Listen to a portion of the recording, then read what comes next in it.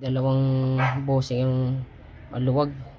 Yung una pinalitan na natin yung una, yung sa needle bar, sa needle holder niya rito kasi maluwag. Ito naman pala maluwag, so masyado siya maluwag. Gagawa ko na lang ng paraan kasi yung pinaka problema nito housing na to. Medyo bago-bago pa naman kasi yung ano nito, yung bossing niya. Problema nito malaki na yung pinaka housing niya.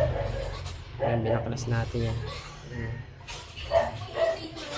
Mamaya kita natin kung paano paglagay nito. Bali nalagay na natin yung dalawa. Una kasi yun, ito na, okay na yan. Ayan, mahigpit na yan. Nawalan na natin ng parang kasi ito nga yung problema, yung pinaka-housing nya. O lalagay na natin yung ibang pyesa. Ayan, yung shafting nya. Tapos dito ito. Ayan, ilagay na natin siya. Ito naman dito. Ayan, kapit na natin siya. Tulak na natin papunta ron. Bali, nalagay na natin siya. Sagad na siya papunta ron. Ito naman yung lalagay natin. Lagay niyan siya. Ayan. Ayan, nalagay na natin. Ito naman. Ganun. Ito naman yung lalagay natin. So, nalagay na natin. Ito. Ayan. Ayan, bali nalagay na natin siya. Ayan. Ayan. Ito naman ilalagay natin dito. Tapos ayan. Ano natin yung pagta-timing lahat. Pag nailagay natin yan, timing lahat. So ayan siya, bali na i-timing na natin siya mga kasuwar. Pinag-iipit na natin. Ito medyo may katagalan din kasi talagang hindi lang basta-basta ang pag-timing nito. Yung pag-timing nito, ito kasama to, ngipin. Kailangan nakasinter din yung nipper niya, ay yung nipper, yung plate. Timing niya yan, yung butas niya. Kasi minsan may pa ganun, may pa ganyan. Yung timing niya nito, pa ganyan, pa ganun ito. Ito naman, ito dito. Ito naman sa taas, baba. Konti lang ang ano niyan, timing. Pag iikutin mo to, tataas yan, bababa. Ito lang yung adjustment dyan. Ito naman yun nga. Then kailangan pandarin mo na pandarin yan bago mo may timing. Kasi hahabulin mo yung ano niya rito eh.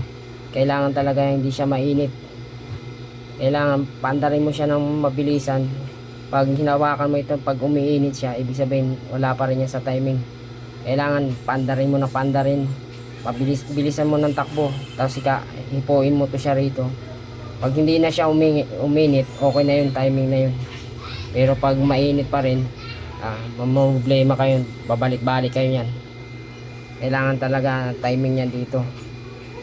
Kaya medyo masilan din yung timingan nito rito pagdating dyan. Ayun lang. Titignan na natin kung paanda rin na natin kung tatahin na. Kasi nakatiming na rin yung karayom niya dito. Titignan na.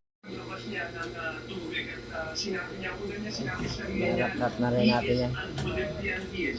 Ano na nangyari. Gulat ako sa ano. Malangit-ngit. Lining na yan. Malapit na yan. Malapit na sa ano. Meron pa yata isang lalaban.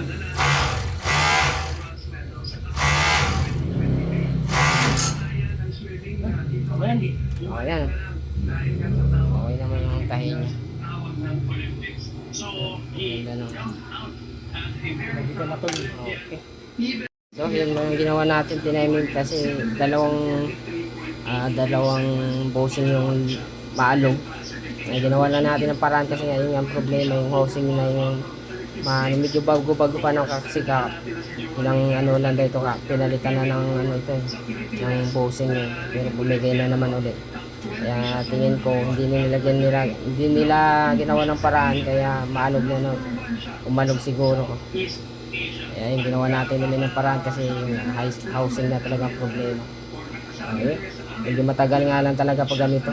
Ang dami mo tatimingin, halos tatlong tatimingin mo rito.